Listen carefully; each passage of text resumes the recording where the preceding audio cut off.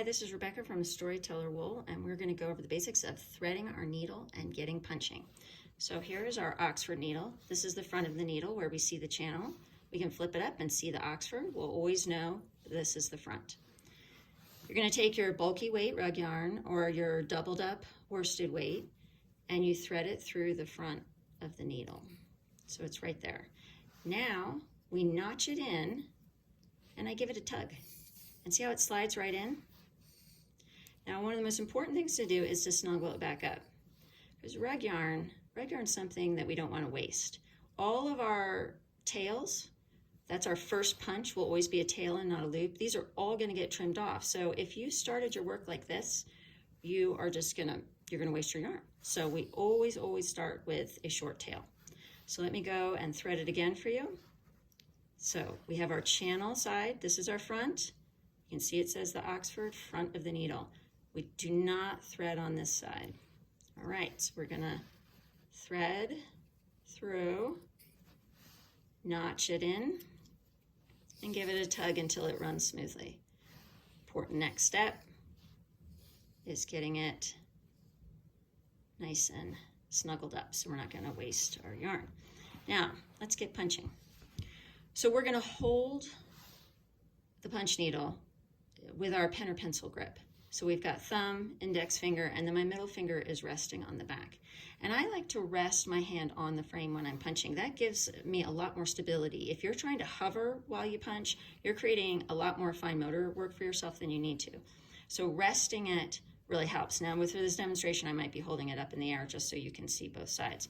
So we're going to be punching all the way down. Now see how the wood stops us. We're not punching halfway down, we're punching all the way down, because what we're doing is we're folding that yarn in half. We come up and we are going to skim across the fabric. It's like shuffling across the floor in your slippers. We're just coming up and just skim across that fabric. So let's see, we're just skimming and going down. And I'm going basically every other hole. Every other hole is going to give me a nice fine detail line, and every third hole will give me my fill stitch. So those are our two that we use. We do 6 stitches per inch when we're creating a border or a detail, and then we loosen up to 4 stitches per inch to fill in. If I need to turn, I am turning my needle. So again, the channel is always facing the direction I'm going in. So I'm going to turn, and I'm going to keep going. Now, you see, these are nice flat stitches, and so what's up with that? So, well, in punch needle rug hooking, here are loops. Our loops are forming on the back. So let's see if I can punch upside down for you. All right, so here we are. Here come the nice loops coming up with the needle. I can't really see what I'm doing, so they're not in a nice row. But that's what's happening on the underside. We're getting our wonderful loops. And here is our flat side. Now, when I'm punching along and I need to change colors,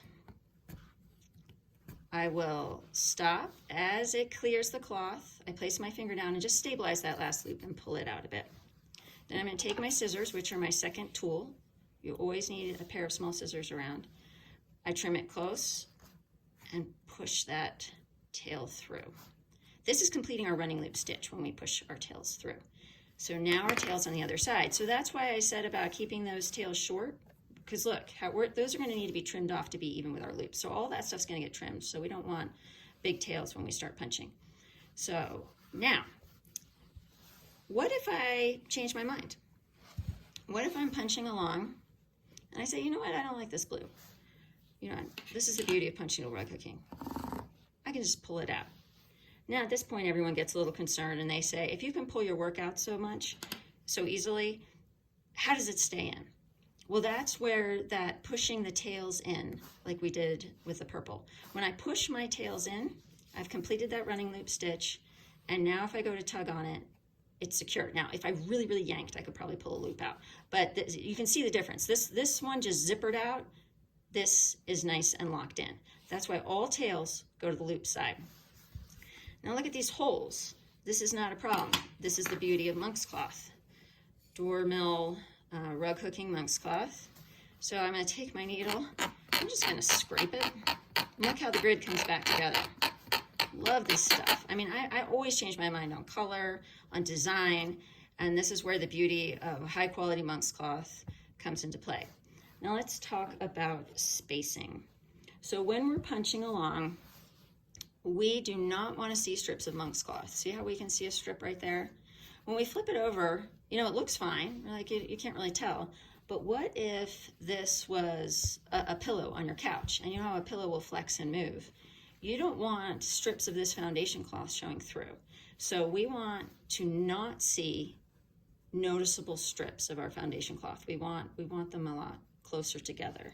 So if you have one of our Storyteller Wool stitch gauges, it has a little handy dandy example on the back. We want to avoid this. We like this.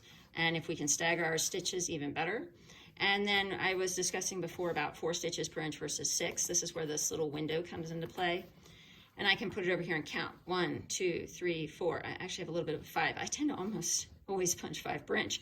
But 4, that's my filling in stitch. 6, we have 6 more over here. That would be my detail stitch. Now the reason for this is a grid. If I punch an entire piece like this with 6 stitches per inch, it would overwhelm the grid and the piece will actually dome up. So we don't want that. And also the stitch gauge has this nice graphic. So any needle that you buy from Storyteller Wool will come with one of these stitch gauges.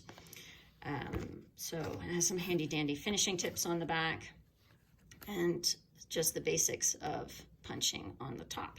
So now you don't need this though. You could just cut out a 1-inch square and create your own stitch gauge. So to review, we're holding it like a pencil, channel facing the way we're going. We're going to punch all the way down. We're going to come up. We're going to skim across that fabric, punch down again. So the skimming is very important. That's the most fine motor that you're going to be doing with this. That gives us our nice flat back stitches. And back stitches are just as pretty as the loops and can be incorporated into your work. So getting a nice even back stitch is important. So that is the basics on threading your needle and sort of punching 101. Thank you.